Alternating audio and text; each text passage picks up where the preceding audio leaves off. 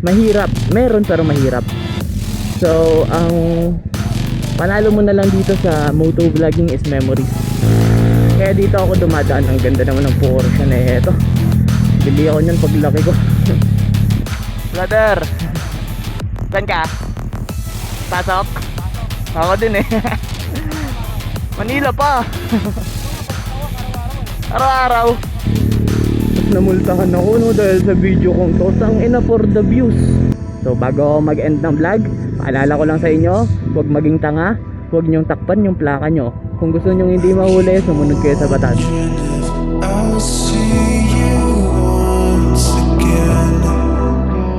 Yo, what is up mga fanatic? Sana masarap ulam nyo, magandang buhay sa lahat. For today's video, mag-experiment tayo. Gagamitin natin itong Insta360 X3 natin as a helmet camera. Kasi diba usually dito natin siya nilalagay.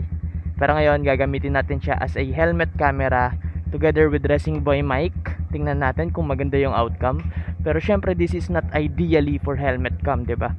360 cam is for creative shots. Hindi siya ideally para dito sa helmet camera kasi mabigat siya. Though hindi naman ganun kalayo sa bigat ng GoPro, pero off-centered siya. Hindi siya nakagitna. So makikita nyo lamang dito sa kanan. So please bear with the video. This is just for, wala lang, I'm just curious kung ano yung kalalabasan ng video na ito. So what's up YouTube people? Kamusta kayong lahat? What's up Facebook people and TikTok people? Kamusta kayong lahat? Sana laging masarap ulam nyo. Ride to work ulit tayo. Duty ako ng 1 PM to 9 PM. So 11 AM ngayon. Naglalaan ako ng 2 oras para sa biyahe. Pero usually nahihit ko naman ng 1 hour and 30 minutes yun. From here sa Cavite going to Manila. So let's go, let's go. The sun is up. Sana hindi umulan no. Pero sa forecast 45% chance of rain mamayang alas 3 ng hapon. So deadma lang yun kasi gabi pa naman ako. Importante lang huwag umulan ng gabi. Let's go. Oh Lord, keep me safe sa biyahe na to. Sana maganda yung kalabasan ng video. And natutuwa ako kasi feeling ko mas magaan siya kapag tumatakbo na kaysa sa GoPro. Yung GoPro kasi bumabagsak talaga yung helmet ko. And I'm planning to change my GoPro na rin into DJI Osmo Action. Kasi nakikita ko sa reviews ang ganda ng DJI Osmo.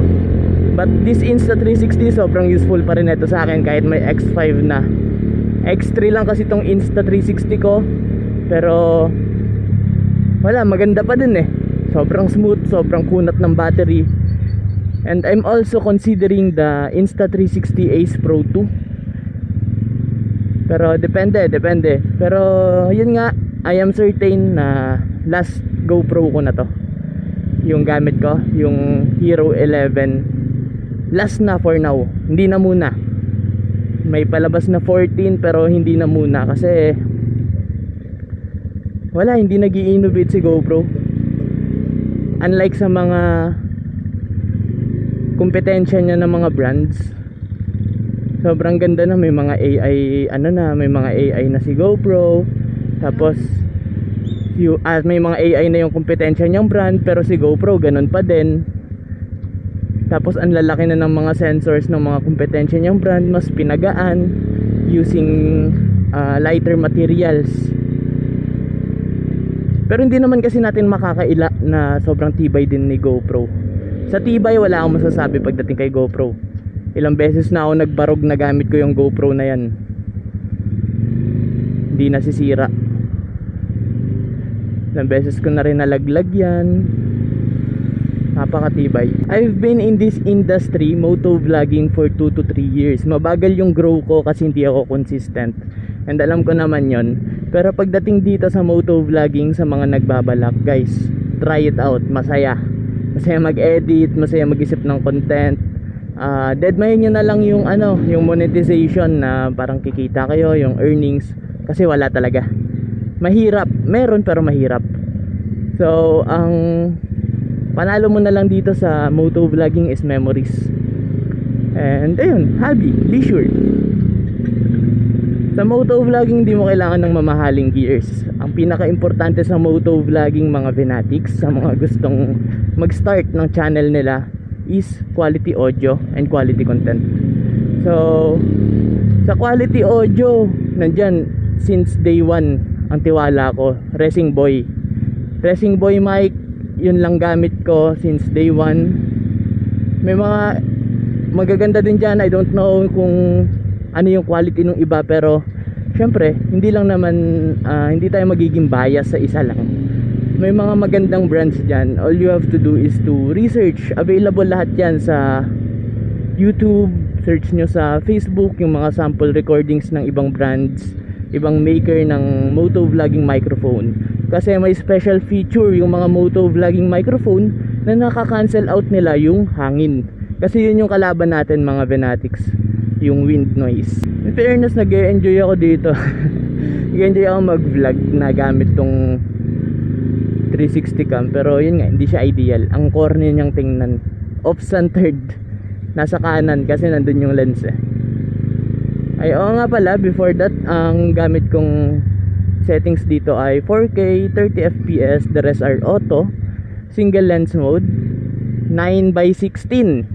9x16 kasi gagawin ko siyang 9x16 kasi gagawin ko siyang 16:9. So, 'di ba, ang orientation ng Insta360 is nakapatayo talaga. So, ngayon nakahiga siya nakapahiga siya. Kaya ginawa ko siyang 9x16. Para pag inedit ko, ihiga ko na lang siya. Ang ganda rin kasi ng Insta360 kasi malinaw na yung kuha niya talaga. Sobrang crisp. But this is not ideal for those who are trying to color grade after shoot. Yung mga nagpo-post processing pa. Eto, pang motovlogger talaga, pang vlogger talaga na tamad. Kasi crispy na agad yung kuha niya. May kulay na agad. Unlike sa mga professional use na maglalag profile pa sila. Pero alam ko meron din namang lag profile to, yung manual. Hindi lang ako ganun ka in-depth pagdating sa recording, pero darating yung panahon, gusto kong matutunan yung mga bagay na yan.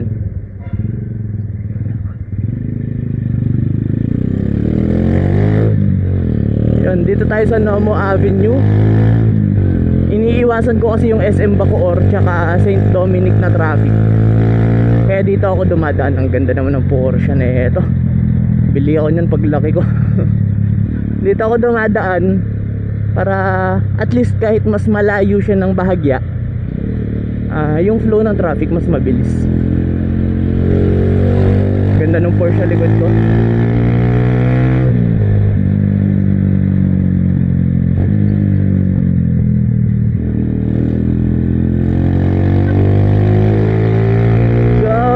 Bigyan ko muna kayong montage po, tsaka may aatras.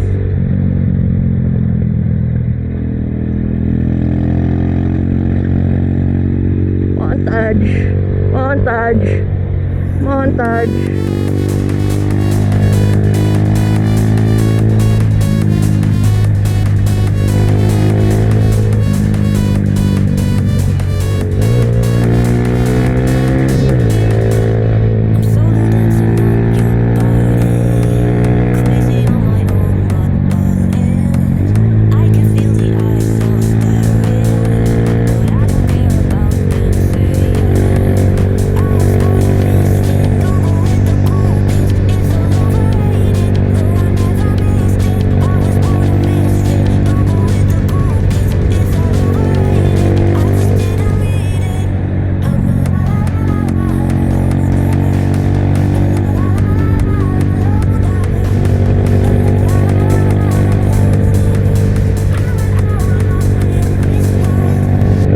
Isang ka-classic natin. Ang ganda naman ng motor na ito. Chill na chill. Overtake tayo, tapos batiin natin.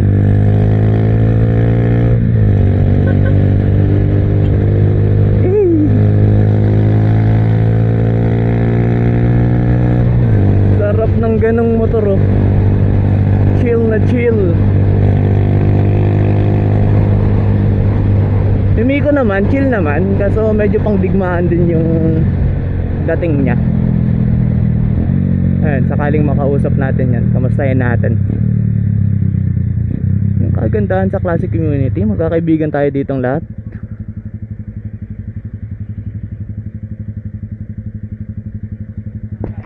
Brother, saan ka? Pasok? Pasok. Ako din eh. Pasok. Manila pa. Ito nga, balintawak araw-araw eh. Araw-araw. Ito balintawak eh. Kamusta NCAP bro? Hirap. Hirap no? Ano na motor natin, mabigat. Kaya nga, stay on the lane ka lang. Okay, tapos bigla pa tayo. Kaya, Pero makakasanayan din yan.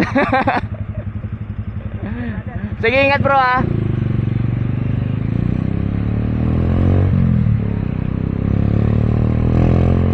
Ayun, balintawak pa daw si brother. Naka Benelli. Anong Benelli to? Aha, wala na ako alam sa motor guys. Moto B 200 to eh, alam ko. Wala na ako alam sa motor, putik na yan. Basta ganyan yung motor ni Noel na member din ng Retro Boys Laguna. Ayun, naka Retro Boys Laguna jersey tayo. So maraming salamat. Shoutout sa'yo bro. Buhay ka na 100 taon. Araw-araw ko gamit si Miko. And ayun, sobrang bilis 767 kilometers na yung na-consume natin simula nung nag-change oil tayo. And nakakatuwa kasi okay pa din yung performance niya kahit 'di ba natambak natin siya. Hindi naman siya nagkaroon ng mga major problem. Siguro yung mga kadena, kinalawang, ganun. Pero magagawa naman ng paraan. And also, abangan nyo yung vlog ko sa pag-maintain neto. Magpapalit tayo ng sprocket set.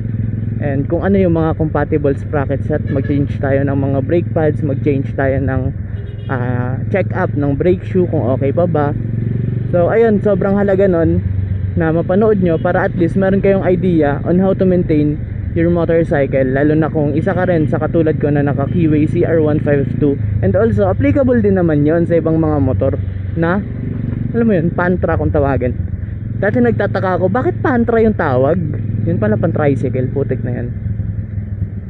Sobrang inosente ko. Ay ko, pantra, ba't pantra? Saan nanggaling yung pantra? Bakit parang nakakita ka ng Rusi Pantra, nakakita ka ng TMX Pantra, tapos yung mga pyesa ang tawag pantra. Pan-tricycle pala. Tawang-tawa ako nung napakababaw ko. Hindi ko alam yung ganong bagay. Excuse guys, mag-U-turn ako. Usog kang konti. Usog ka pa. Bigyan mo na lang ang lugar dito. Ano, sige, abante foot. Mag-U-turn nga na ako. Paano ako maka-U-turn? Nasabihan na naman ako ditong kamote. Hindi, tama naman siya. Wala naman siyang pagkakamali. Kasi don't block the intersection, right? Wala nang space sa harap eh. Anong gagawin niya? Tama naman siya. Apurado lang ako. Mag-U-turn kasi ako.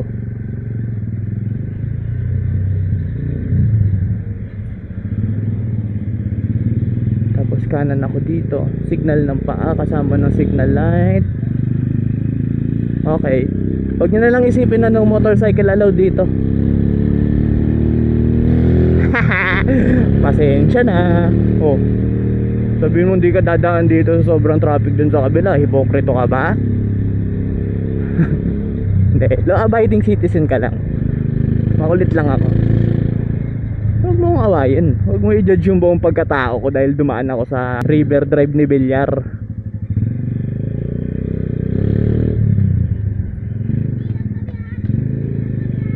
Bawal naman dyan pag may nanguhuli. Kaya ako nababash eh. May dami na namang magagalit sa akin ito. Pero wala akong pake sa inyo. Okay lang yun. Ito na, Zapote River Drive, project of the Philippines, from the tax of the taxpayers. Motorcycle, please stay on your lane. Okay kayo. Tubig ba yan? Bakit nasa taas? Dito madalas ang banggaan kasi yung buwakan ng inang L3 nagparking sa kurbada. No overtaking, no parking anytime. Diba? Yun ang pasaway. Ako, konti lang, konti-konti lang. Hindi, dandahan lang. Pag mga ganyang blind spot, okay lang yan, dandahan lang. I-cut ko muna yung video kasi overtake ako. Kasi diba no overtaking. Galit ka na naman, tingnan mo. Yung kilay mo maangat, nagdidikit na. Galit ka na naman kay Ben.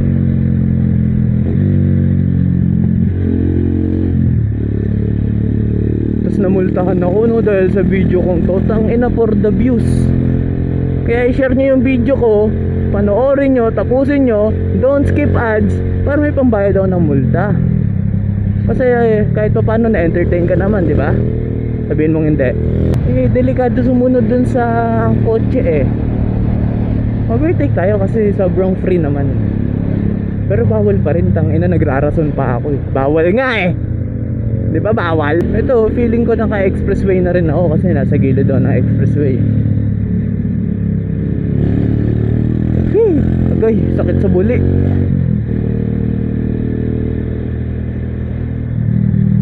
Aray ko. Dulas niyan guys. Ano?